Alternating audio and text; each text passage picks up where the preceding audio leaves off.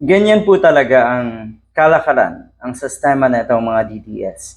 Yung kanilang mga kawalang hiyaan, kademonyuhan, madalas para hindi nga naman mabisto, hindi mabuko, akala nila ganun ang sitwasyon na hindi talaga mabibisto, madalas ibabalik, ituturo sa iba yan eh. Ganyan po talaga ang mga nasa paligid na itong mga Duterte. Kahit yung mga ordinaryong kababayan natin, yung mga taga-suporta nila, ganyan na rin po ang sistema ng kaisipan. Gagawa ng kawalang hiyaan, gagawa ng kung anong krimen, at ibabato sa iba.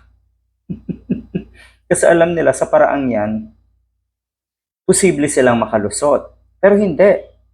Hindi. Nag-iisip na po ang mga kababayan natin. Yung sinasabi na itong si Amy Marcos na kuno ay inoferan nga na itong or yung mga congressman para bumoto pabor sa impeachment case na itong si Sara Duterte.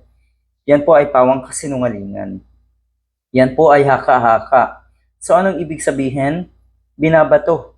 Binabato ng company ng mga Duterte kasama si Amy Marcos sa mga kongresista na bumoto ng pabor nga sa impeachment. Yung kanilang ay dapat ay ginawa. Yung kanilang ginagawa. Yung kanilang attempt to do na mang-alok din sa mga kongresista or mang-alok sa mga kongresista.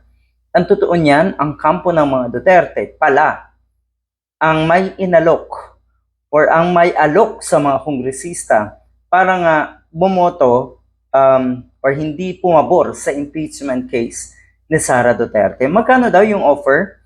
200 million daw.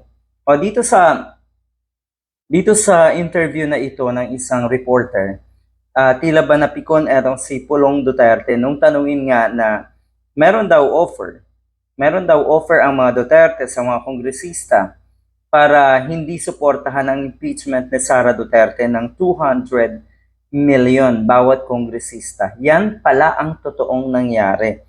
Ang merong offer ay ang mga Duterte. Napahiya. Kaya eto at ibinabalik at ibinabato sa mga kongresista na bumoto dahil dapat lang nagawin nila ang kanilang trabaho. Bumoto ng yes para i-impeach si Sara Duterte. Binabaliktad ang sitwasyon na itong mga gunggong na ito. Ang totoo pala, kayo ang may offer sa mga kongresista para bumaliktad